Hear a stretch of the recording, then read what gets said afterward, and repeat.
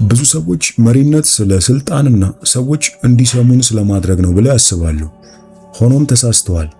እውነተኛ መሪነት ለሰዎች ምን ማድረግ እንዳለባቸው መንገር አይደለም፣ እንዲያደርጉ ማነሳሳት እንጂ።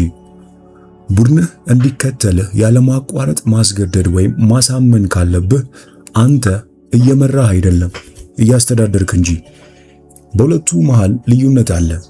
አስተዳዳሪዎች ተገዢነትን ያገኛሉ፣ መሪዎች ግን ቁርጠኛ ተከታዮችን ያገኛሉ።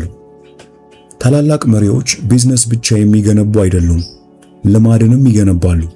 አክብሮትንም አይጠይቁም፣ ይሰጣቸዋል እንጂ። እነርሱ ውሳኔዎችን ብቻ አይሰጡም፣ ኃላፊነትንም ይወስዳሉ። በዚህ ምዕራፍ ውስጥ ከዚህ መጽሐፍ እውነተኛ መሪነት በቢዝነስ ውስጥ ምን ማለት እንደሆነ እናያለን። መጽሐፉ ሙሉ በአማርኛ ስላለ ከታች ባለው እንደተለመደው በቴሌግራም ሊንክ አድራሻችን ብትጽፉልን መጽሐፉን ወደ እናንተ የምንልክ ይሆናል። ከዚህ መጽሐፍ ዛሬ 3 ወይም 4 ነጥቦችን አንድ በአንድ የምናይ ይሆናል። ይህም ስለ መሪነት ሲሆን የመጀመሪያው መሪነት ራስን በመምራት ይጀምራል። ሁለተኛው መሪነት ስለ መቆጣጠር ሳይሆን ስለ እምነት እንደሆነ፣ በመቀጠል ምርጥ መሪዎች መጀመሪያ ላይ ተከታዮች እንደነበሩ፣ ጠንካራ ውሳኔዎች አንተን እንዴት እንደሚገልጹና በመጨረሻም መሪ ኢነርጂ ሊኖረው ይገባል የሚሉትን እነዚህን ቢዝነስን ለማሳደግ የምትፈልግ ከሆነ ወይም ቢዝነስ ላላቸው ለእያንዳንዱ መጀመር ለሚፈልጉ በቢዝነሳቸውም ውጤታማ መሪ ለመሆን ለሚፈልጉ ሰዎች ቁልፍ የሆኑ 5 ነጥቦች ናቸው። እያንዳንዱን ሐሳብ በቢዝነስ በስራም ሆነ በቤተሰብ በማንኛውም ሁኔታ ብትጠቀምባቸው በእርግጠኝነት ውጤታማ የማትሆንበት ምክንያት አይኖርም። ይህን ያህል ስለ መግቢያው ካወራን ከመጽሐፉ ወደምናየው የመጀመሪያው ነጥብ መሪነት ራስን በመምራት ይጀምራል ሲል ምን ማለቱ እንደሆነ እንመልከት። እውነተኛ አመራርነት ስለ ስልጣን አይደለም፣ ስለ ባለቤትነትም አይደለም። ሌሎችን በብቃት ከመምራት በፊት መጀመሪያ ራስህን መምራት፣ ራስህን በደንብ ማወቅ አለብህ። ይህ ማለት ማንም ሰው በማይመለከት ጊዜ እንኳን ማድረግ ያለብህን ለማድረግ ራስህን መግዛት ማዳበር አለብህ ማለት ነው። ተጽዕኖ ፈጣሪ መሪዎች አንድ ወሳኝ ባህሪ ይጋራሉ። መምራትን ለመጀመር ፍቃድ አይጠይቁም። አስቀድመውም ለእድገታቸው፣ ለውሳኔዎቻቸውና ለተግባራቸው ኃላፊነትን ይወስዳሉ። በ2012 ፓልመር ሉክ የተባለ የ22 ዓመት ወጣት የኮሌጅ ትምህርቱን በማቋረጥ በአንድ የቴክኖሎጂ ላቦራቶሪ ውስጥ የጥገና ቴክኒሽያን ሆኖ እየሰራ ነበር። የቫር ቴክኖሎጂ ለ10 ዓመታት ያህል ብዙ ምርምር ቢደረግበትም ውድና ለአጠቃቀም የማይመች ሆኖ ቆይቷል። ቫር እንደ መነጽር አይን ላይ የሚደረግ ሲሆን እንደ ስልክም እንደ ኮምፒውተርም እንደ ቴሌቪዥንም ሆኖ የሚያገለግል ቴክኖሎጂ ነው። እርሱ በተመጣጣኝ ዋጋ ከፍተኛ ጥራት ያለውን ቫር ለመስራት መሞከር ጀመረ። በወላጆቹ ጋራዥ ውስጥ ብቻውን በመስራት በኦንላይን ራሱን ኤሌክትሮኒክ ኢንጂነሪንግ አስተማረ። ከተጣሉ ስልኮች በመጠቀም ከ50 የቫር ፕሮቶታይፖችን ለመስራት ቻለ። በወር የሚያገኘውን ሁሉ እዚህ ሙከራ ላይ በመዋል በቀን አንዴ ብቻ መመገብ ነበረበት። በቴክኖሎጂ መድረኮች ላይ በመገኘት ስለ ሙከራው ሐሳቦችን ይቀበል ነበር። በመጨረሻም ዋናተኞች የሚጠቀሙበትን መነጽር ከስልክ ስክሪን ጋር በፕላስተር አጣብቆ ሊሰራ የሚችል ፕሮቶታይፕ ወይም የማሳያ ስሪት ፈጠረ። እናም $250,000 ለማግኘት ተስፋ በማድረግ ዘመቻን ጀመረ። እንደ ድል ሆኖ ዘመቻው የሚዲያ ትኩረት አግኝቶ ነበርና በ24 ሰዓት ውስጥ $2.44 ሚሊዮን ተገኘለት። ይህም ጅማሬው ፍሬ አፍርቶ የመጀመሪያውን ቫር የተባለ ካምፓኒ መሰረተ። ከ18 ወራት በኋላ ፌስቡክ በ$2 ቢሊዮን ካምፓኒውን ገዛው። የሱ ቢዝነስ ቁልፍ ሐሳብ ይህ ነው። ሉኪ የራሱ ድርጅት ወይም በስሩ የሚያስተዳድራቸው ሰራተኞች ስለነበሩ አይደለም መሪ የሆነው። ማንም ሰው እርሱን ከቁም ነገር ከመቅጠሩ በፊት ለአስጨራሽ ሁኔታ ውስጥ በነበረው ራስን መግዛት፣ ችግር የመፍታትና ለራዩ ባለው ቁርጠኝነት መሪ ሆነ። የራስህን የዩቲዩብ ቻናል መክፈት እንደፈለግክ አድርገን እናስብ እና መጀመሪያ ላይ ካንተ ውጭ ማንም አንተን የሚመራ ሰው አይኖርም። ቻናሉ ላይ አንድ ቪዲዮ ከመለጠፍ ከ2 ሳምንት በፊት አስቀድመ ምን እንደምትሰራ፣ ምን ይዘቶች እንደሚኖሩት ማወቅ አለብህ። በየወሩ ቪዲዮዎች እንዲታዩ የሚያደርጉልህን አዳዲስ ስልተ ቀመሮችን መመርመር አለብህ። ሰዎች ይህንን አሻሽል ያሉህን እየመዘገብክ በምትለጥፋቸው ቪዲዮዎች ላይ አንዳንድ ለውጦችን ማድረግ ይኖርብሃል። ቪዲዮ ኤዲቲንግ፣ ስክሪፕት መጻፍ፣ በካሜራ ፊት በራስ መተማመን ውስጥ መቆም፣ ማርኬቲንግ እና ሌላም ነገሮች ራስህን ማስተማር አለብህ። እነዚህ ሁሉ የራስ አመራር ተግባራት ናቸው። በራስ ላይም እምነትና ስልጣን ሊኖር ይገባል። ይህንንም ለማድረግ የምትመራው ቡድን አያስፈልግህም። ሆኖም እንደ ብዙዎቹ እንደነዚህ አይነት ስህተቶችን እንዳትሰራ። ሰዎች እንዲመሰክሩላቸው ይፈልጋሉ። መምራት ለመጀመር የሆነ ስልጣን እስኪሰጥህ አትጠብቅ። ይህ የመጀመሪያው ብዙዎች የሚሰሩ ስህተት ነው። ሁለተኛው ብዙ መስራትን ከእድገት ጋር ያምታቱታል። በስራ ቢዚ መሆን ብቻውን ስራህን በሚገባ ሰርተሃል አያሰኝም። ነገሮችን በብልሃት ማድረግ ይኖርብሃል። በመጨረሻም ትናንሽ ድሎችህን አታቃል። ጥቃቅን ቢሆኑም በዕለት ተዕለት የምታገኛቸው ድሎች ተደማምረው ነው ወደ ውጤት የሚመሩ። ማድረግ የሚኖርብህ እነዚህ 3 መመሪያዎችን መከተል ነው። የ2 ሰዓት መሪ። ይህ ማለት ሌሎች ተግባሮችህን ሁሉ አቁመህ የቢዝነስ ስትራቴጂህን ለማስተካከል ወይም ለመማር በየሳምንቱ 2 ሰዓት መድብ። በመቀጠል የመሪነት ውጤት። በየሳምንቱ በ3 የመሪነት መለኪያዎች ለራስ ደረጃ ስጠው። ለምሳሌ ንቁ ውሳኔዎችን በመወሰን፣ ችግሮች ከመባባሳቸው በፊት በመፍታት ችሎታ። በመቀጠልም የኃላፊነት ቀን ይኑርህ። በየሳምንቱ አንድ ቀን ሰኞ ሊሆን ይችላል። ቀኑን ሙሉ ለሚገጥሙ ችግሮች ሁሉ ከራስ ውጭ ማንንም ሰው ሳትወቅስ ለመዋል ሞክር። የኔ ጠንካራ ራስን የመምራት ልማድ ምንድነው? ብዙ መሻሻል የሚያስፈልገውስ ቦታ ምንድነው? በዚህ ወር የምሞክረው አንድ የአመራር ባህሪ ምንድነው?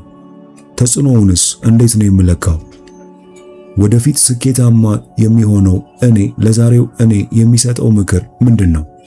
እነዚህን የራስ መጠይቆች በደንብ ወረቀትና እስክሪብቶ በመያዝ ራስን በመጠየቅ የበለጠ ባለ የመሪነት ባህሪ ላይ ማሻሻል ትችላለህ።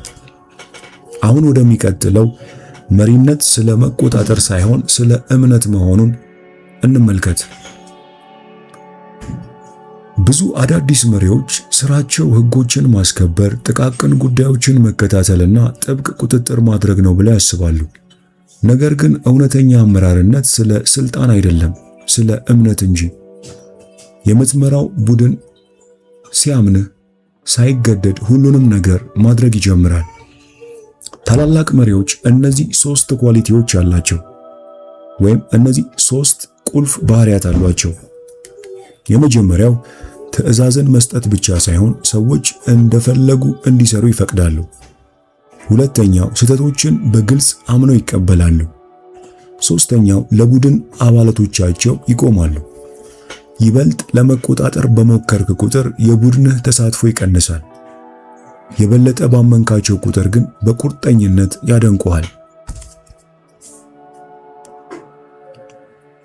ኔትፍሊክስ ሰራተኞች ባሉበት ሆነው ስራቸውን መስራት እስኪችሉ ድረስ የፈለጉትን ያህል የእረፍት ጊዜ መውሰድ እንደሚችሉ አውጆ ነበር። መጀመሪያ ላይ ይህ ሕግ በሰራተኞች ዘንድ ውዥንብር ፈጥሯል። ሰነፍ መስሎ መታየትን በመፍራትም ብዙዎቹ ትንሽ የእረፍት ጊዜን ብቻ ነበር የወሰዱት። ከዚያም ዋና ስራ አስፈጻሚው ሬድ አንድ ነገር አደረገ። እሱ ራሱ እረፍት መውሰድ ጀመረ። የሱ ቡድን አባላትም እንደዚያ እንዲያደርጉ አበረታታቸው። የትም ሆነው መስራት እስከቻሉ ድረስ ከሥራ መቅረትም ሆነ መዝናናት ይፈቀድላቸዋል። እናም ይህ አሰራር እምነትን ሞዴል በማድረግ የኔትፍሊክስን የሥራ ባህል በእጅጉ ቀይሮታል። የዚህ ሐሳብ ቁልፍ ነጥብ ሰራተኞች ስልጣን እንደተሰጣቸው ተሰምቷቸው ምርታማነት ከፍተኛ እንዲሆን አድርጓል። ኔትፍሊክስም አዳዲስ ነገሮችን በማምጣቱ ይበልጥ መታወቅ እንዲጀምር አድርጓል። እንበልና የምግብ ቤት ባለቤት እንደሆንክ አስብ። ምን ማድረግ ትችላለህ? በመጀመሪያ ከምግብ አብሳያ ጀርባ ቆመ እያንዳንዷን እንቅስቃሴ መቆጣጠር። በመቀጠል ላንቺ የምትሰሪው ምግብ ይጣፍጣል፣ እስኪ ደግሞ ዛሬ አስደንቂኝ ብለህ ከፊቷ ዞር ማለት። አማራጭህ የመጀመሪያው ከሆነ ይህ ቂም ይፈጥራል። አማራጭህ ሁለተኛው ከሆነ ፈጠራንና መታመንን ያነሳሳል። ሆኖም እነዚህን ብዙዎች የሚሰሩትን 3 ስህተቶች እንዳትሰራ መጠንቀቅ አለብህ። የመጀመሪያው ማይክሮ ማኔጅመንት ወይም ቡድንህን በትንሽ በትልቁ የምትቆጣጠር ከሆነ እንዳይሰራ ማነቆ ትሆንበታለህና ይህንን ማስወገድ አለብህ። በመቀጠል አስተያየትን ችላ ማለት የለብህም። መተማመን የሚመጣው ከሁለቱም ወገን ነው። የማትሰማቸው ከሆነ ችግራቸውን መናገር ያቆማሉ። በመቀጠል ሌሎችን መወንጀል። ችግሮችን ሁሉ በሌሎች ላይ እንደማላከክ መተማመንን የሚያጠፋ ነገር የለም። ስለዚህ ይህን ላለማድረግ ተጠንቀቅ። አንተ ማድረግ የሚኖርብህ እነዚህን 3 ተግባራዊ የመሪነት መመሪያዎችን መከተል ነው። የመጀመሪያው የ10 በመቶ የራስ ገዝ አስተዳደርን ህግ ተከተል። ሰራተኞች ያላንተ ፍቃድ ትናንሽ ውሳኔዎችን እንዲያደርጉ ፍቀድላቸው። ለምሳሌ ዕቃ መግዛት፣ የጊዜ ገደብ ማስቀመጥ። ይህን ስታደርግ የባለቤትነት ስሜት እንዲሰማቸው ታደርጋለህ። በቀጣይነት በአደባባይ ማመስገን፣ በግል መውቀስ። ሰራተኞችን በግልጽ በማወደስና መልካም አስተያየትን በመስጠት መተማመንን መገንባት ትችላለህ። በመቀጠል ሶስተኛው አንተ ብትሆን ምን ታደርጋለህ ብለህ ራስህን መጠየቅ። መልስ ከመስጠትም በፊት ለማዳመጥ መሞከር። አሁንም ራስህን እነዚህን መጠይቆች ጠይቅ። በአሁኑ ጊዜ እየተቆጣጠርኩት ያለውት ነገር አለ? ይህንን አንድ ነገር እስከ መጠን በላይ በሰራተኞቼ ላይ ጫና ሳላደርግ እንዴት አስተዳድረዋለሁ? በቡድኔ ውስጥ ያለና በቅርብ ጊዜ ያላወደስኩት ሰው አለ? እንዴትስ በዚህ ሳምንት ለስራው ዕውቅና ሰጠዋለሁ? በመጨረሻም ሰላምን የቆየሁት የኔ ስህተት አለ? ይህንንስ ለማስተካከል ምን ማድረግ አለብኝ? እነዚህን የራስ መጠይቆች አንድ በአንድ ራስን በመጠየቅ ፈትሽ። በመቀጠል የምናየው ሶስተኛውን ምርጥ መሪዎች መጀመሪያ ላይ ተከታዮች ነበሩ የሚለውን ሐሳብ ይሆናል። አመራር ወይም መሪ መሆን ማለት ከሌሎች ተለይቶ በጣም ብልህ ሰው መሆን ማለት አይደለም፣ ቡድንህን ማገልገል እንጂ። በጣም የተከበሩ መሪዎች 3 ቁልፍ ባህሪያት አላቸው። አንደኛው ከሚናገሩት በላይ ያዳምጣሉ። ታላላቅ ሐሳቦች ከየትኛውም ቦታ እንደሚመጡ ያውቃሉና። ሁለተኛው እጅጌታቸውን ሰብስበው ይሰራሉ። እነርሱ የሚያደርጉትን ሌሎች እንዲያደርጉ በጭራሽ አይጠብቁም። በመቀጠል ያለማቋረጥ ለሌሎች ዕውቅናን ይሰጣሉ። የቡድናቸው ድሎች የእነርሱም ድል እንደሆነ ይቆጥሩታል። ሜሪ ባራ በጀነራል ሞተርስ ስራዋን የጀመረችው የ18 ዓመት ጽዳት ሰራተኛ ሆነ ነው። ከ33 ዓመታት በላይ በምህንድስና በማኒፋክቸሪንግ እና በሰው ኃይል ዘርፍ ውስጥ ሰርታለች። በ2014 ዋና ስራ አስፈጻሚ ስትሆን ይህ ተሞክሮዋ ከፋብሪካ ሰራተኞች ጋር እንድትስማማ ስራቸውን ሰርታለች። ሌሎች ያሳዩትን ጉድለቶችን እንድታይ ነገሮችን በትክክል እንዴት እንደሚሰሩ አውቃለች። በሰራተኞች ዘንድ እንድትከበር አስችሏታል። እርሷ ራሷ ከሰራተኞች እንደ አንዱ አድርጋ ነው ራሷን የምትቆጥረው። እነርሱም የሚረዳቸውን አለቃ አግኝተዋልና የሚፈልጉትን ነገር ለመናገር ይቀላቸዋል። የእሷ ትህትናና የተግባር ዕውቀት ጀነራል ሞተርስን ከችግር ለማዳን ረድቷል። አንድ ጥሩ የስፖርት አሰልጣኝ እንደሆንክ ራስህን አድርጋ አስብ። ከዳር ሆኖ የሚጫወት ብቻ ሳይሆን በተጫዋቹ ዘንድ ክብርን ያመጣል። ሆኖም ከተጫዋቾቹ ጋር ሆኖ ከዚህ በፊት ያደረጉትን ግጥሚያዎች የሚያጠና ከሆነ ላቡ ጠብ እስኪል አብሯቸው የሚያሰለጥን ከሆነ ዋንጫው የእርሱ የማይሆንበት ምንም ምክንያት የለም። እኔ እንዳልኩህ አድርግ። ብዙዎች ከምትነግራቸው በላይ የምታደርገውን ያለው እናም ይህንን አድርግ ያንን አድርግ ከሚል አለቃ በላይ አድርግ የሚያሳያቸውን ይወዳሉና። ቢሮ ውስጥ መደበቅ የለብህም። ከሰራተኞች ጋር መነጋገር ያስፈልጋል። ሁሉም መልሶች እንዳሉ አታስመስል። ሁሉንም እኔ ያውቃለሁ ከማለት እስኪ ይህን ችግር አብረን እንፍታው ማለት አለብህ። ማድረግ የሚኖርብህ እነዚህን ተግባራዊ መመሪያዎች ነው። የመጀመሪያው ከሰራተኞች ጋር በመስራት አንድ ሳምንትን አሳልፍ። ደንበኛ በመነጋገር ስልክ በመደወል ዕቃ በመሸጥ ሊሆን ይችላል። በመቀጠል ተሳስቼ ነበር ማለትን ልመድ። ስህተቶችህን በግልጽ ስታምን ሌሎችም በአንተ እምነት ያምናሉ፣ ግልጽም ይሆኑልሃል። ይህንን ባህሪ በደንብ ለመረዳት እነዚህን 5 የራስ መጠይቆች እስክሪብቶና ወረቀት በመያዝ ራስን ፈትሽ። በአሁኑ ጊዜ የምከተለው ወይም ከእርሱ ህይወት የምማርበት የቢዝነስ ሰው አለ? ይህንንስ ሰው ለምን መረጥኩት? ወደ አመራርነት ከመግባቴ በፊት እንደ ተከታይ ትህትናን ማሳየት የሚችለው በየትኞቹ መንገዶች ነው? በቅርቡ የወሰድኩት የመሪነት ሚና ምንድን ነው? ከዚህስ ምን ልምድ ወስጃለሁ? የመሪነት ኃላፊነቶችን ከመውሰዴ በፊት እንዴት በተሻለ መንገድ ታጋሽነትን መለማመድ እችላለሁ? በመጨረሻም በአመራርነት ላይ የበለጠ ልምድ ካላቸው ሰዎች ለመማር በዚህ ሳምንት መውሰድ የሚችለው አንድ እርምጃ ምንድን ነው? እነዚህን ጥያቄዎች በመጠየቅ የመሪነት አቅምህን ማሻሻል ትችላለህ። አሁን የምናየው አራተኛውን ጠንካራ ውሳኔዎች አንተን ይገልጻሉ የሚለውን ሐሳብ ይሆናል። አመራር ቀላል ውሳኔዎችን ስለማድረግ አይደለም፣ ባትፈልገው እንኳን የግድ መደረግ ያለበት ነገር እንዲደረግ ማድረግ ነው እንጂ። ማባረር ስለከበደ ብቻ ዝቅተኛ አፈጻጸም ያለውን ሰራተኛ ታቆየዋለህ? ከግትርነት የተነሳ ያልተሳካልህን ስልት ትከተላለህ? ትክክለኛውን ነገር በማድረግ ሰዎችን እንዳታበሳጭ ትፈራለህ? ከባድ ውሳኔዎች ቢዝነስህን፣ ስምህንና ስኬትህን ይቀርጻሉ። ምርጥ መሪዎች ከከባድ ውሳኔዎች አይሸሹም። በሆነ ወቅት ላይ እያንዳንዱ የቢዝነስ ሰው 2 ምርጫ ያጋጥመዋል። ቀላል የሆነውን ማድረግ ወይም ትክክለኛውን ነገር ማድረግ። ያንተ ውሳኔውም ሁሉን ነገር ይወስነዋል። አንድ እውነተኛ የቢዝነስ ታሪክ እዚህ ላይ እናንሳ። ይህም ጓደኛውን ስላባረረው አለቃ ነው። አፕል ኩባንያ የተጀመረ አካባቢ የስቲቭ ጆብስ የቀኝ እጅ የነበረው ማይክ ማርኩላ ይባል ነበር። እርሱ ከኩባንያው የመጀመሪያ ባለሀብቶች አንዱ ሲሆን አፕል ኩባንያን ጋራጅ ውስጥ ተጀምሮ ወደ እውነተኛ ቢዝነስ እንዲለወጥ ረድቷል። የስቲቭ ጆብስም የቅርብ ወዳጅ ነበር።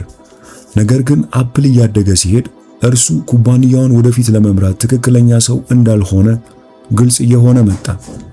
የሱ የአመራር ዘይቤ ከስቲቭ ጆብስ ጋር ይጋጫል። እናም አፕል የበለጠ ጉልበት ያለው ሰው ያስፈልገው ነበር። ጆብስ አጣብቂኝ ውስጥ ገባ። ጓደኛውን ቁልፍ ሚና እንደያዘ እንዲቆይ ካደረገ የአፕልን እድገት ይቀንሳል፣ ወይም እሱን አባሮ ኩባንያውን ማስቀደም አለበት። አስቸጋሪውን ምርጫ መረጠ። ጆብስ ማይክን ከአመራር አስወገደው። ይህም በግል ጓደኝነታቸው የሚጎዳ ቢሆንም አፕል እንዲያድግ ይረዳል። በጣም አሳዛኝ ውሳኔ ነበር። ነገር ግን ይህ ውሳኔው አፕል በታሪክ ውስጥ ካሉ ታላላቅ ኩባንያዎች አንዱ እንዲሆን ምክንያት ሆኗል። የዚህ እውነተኛ ታሪክ ቁልፍ ሐሳብ ጠንካራ መሪዎች ስሜታቸው የቢዝነስ ስራዎችን እንዲያደናቅፍ አይፈቅዱም። እንበልና የልብስ መደብር እንዳለ አስብ እና በጣም የተሸጠው ምርት በድንገት መሸጥ አቆመ።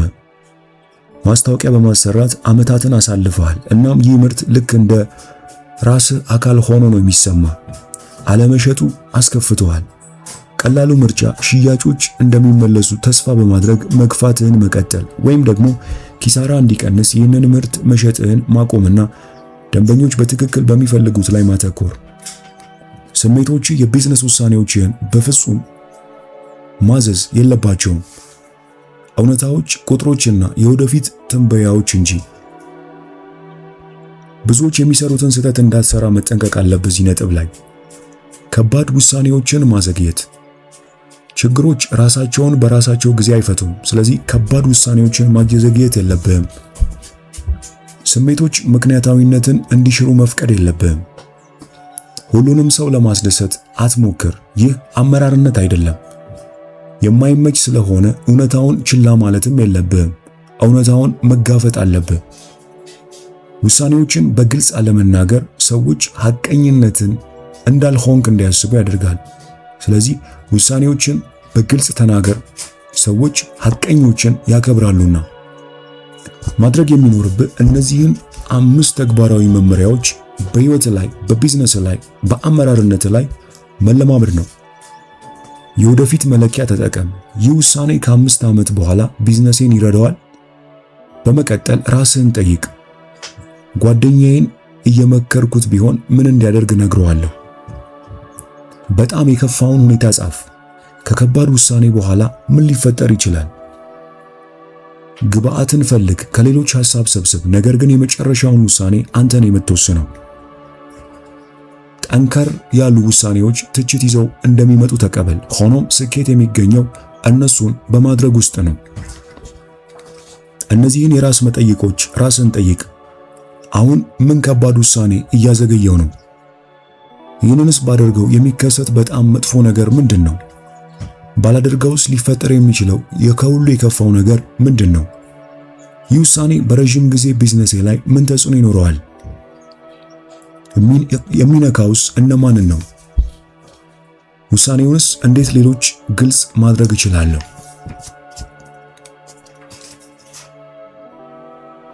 በመቀጠል የምናየው 5ኛውን መሪ ኢነርጂ ሊኖረው ይገባል የሚለውን ይሆናል። የምትመራው ቡድን ካንተ ጋር ተመሳሳይ ሙቀት ነው የሚኖረው። አንተ ስትቀዘቅዝ ይቀዘቅዛል፣ አንተ ስትሞቅ ይሞቃል።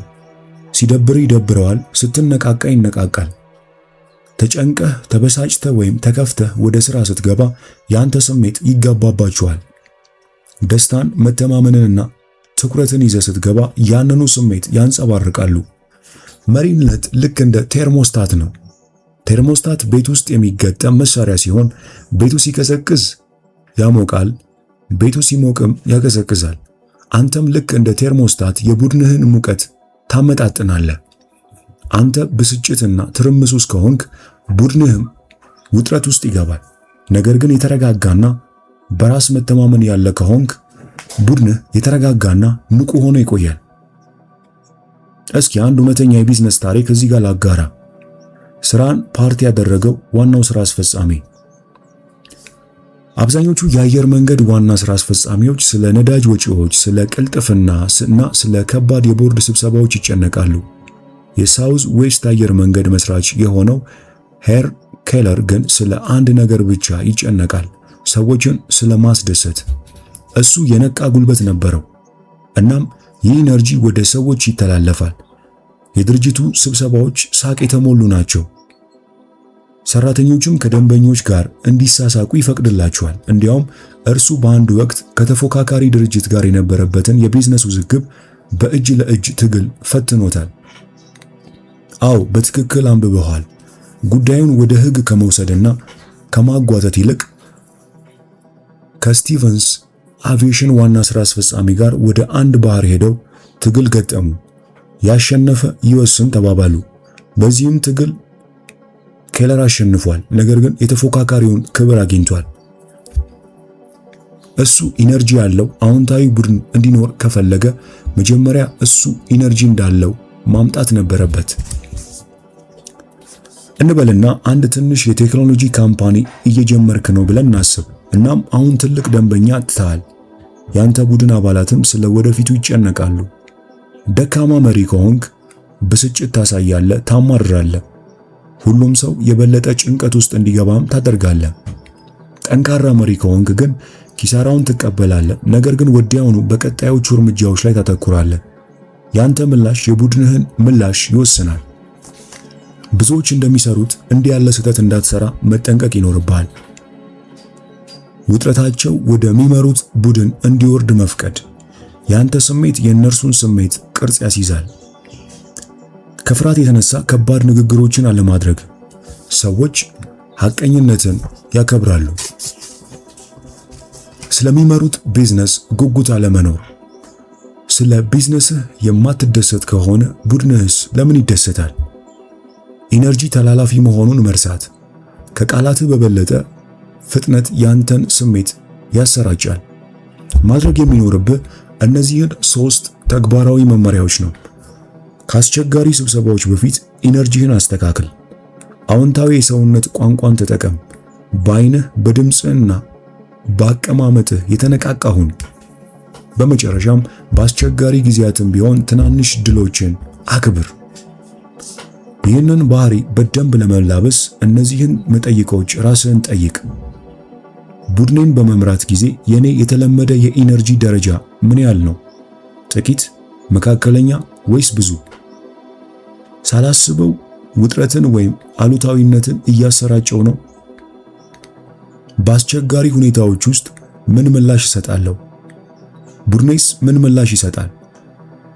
በአመራርነቴ ውስጥ የበለጠ አዎንታዊ ኢነርጂ ለማምጣት ማድረግ የምችለው አንድ ነገር ምንድን ነው? በችግሮች ጊዜ እንኳን በግልጽ በራስ መተማመን በሞላበት ሁኔታ እንዴት ከቡድኔ ጋር መግባባት እችላለሁ? እነዚህን የራስ መጠይቆች አንድ በአንድ ራስን በመጠየቅ የበለጠ ሐሳቡን ከራስ ጋር ማዋሃድ ትችላለህ። ከዚህ መጽሐፍ እንዴት ውጤታማ ቢዝነስን መምራትና ማሳደግ እንደምትችል 5 ቁልፍ ነጥቦችን አይተናል። እነዚህም መሪነት ራስን በመምራት ይጀምራል። መሪነት ስለ መቆጣጠር አይደለም፣ ስለ እምነት እንጂ። ምርጥ መሪዎች መጀመሪያ ላይ ተከታዮች ነበሩ። ጠንካራ ውሳኔዎች አንተን ይገልጹሃል። መሪ ኢነርጂ ሊኖረው ይገባል። እነዚህን 5 ቁልፍ የመሪነት የቢዝነስ ነጥቦች እና ባህሪያት ራስህን በማላመድ የበለጠ ከዚህ መጽሐፍ መጠቀም ትችላለህ። ይህንን መጽሐፍ ሙሉውን እንድታነቡ እንዲሁ እጋብዛችኋለሁ። ሙሉ መጽሐፉን የምትፈልጉ ብቻ ከታች ባለው የቴሌግራም ሊንክ አድራሻ እንደተለመደው ብትጽፉልን መጽሐፉን ወደ እናንተ የምንልክ ይሆናል። በሚቀጥለው ጊዜ ከዚህ መጽሐፍ ወደምናየው ሌላ ሐሳቦች በስፋት ይዤ መጣ ይሆናል። እስከዛው ግን ቸርን ሰንበት። በነገራችን ላይ ቪዲዮን ላይክ እና ሼር፣ ቻናሉንም ሰብስክራይብ ማድረግ አይረሳ። ዘውትር እንዲህ ያለ ህይወት ለዋጭ መጽሐፎችን ወደ እናንተ በምንለቅ ጊዜ ሁሌ እንዲደርሳችሁ ሰብስክራይብ አድርጉት።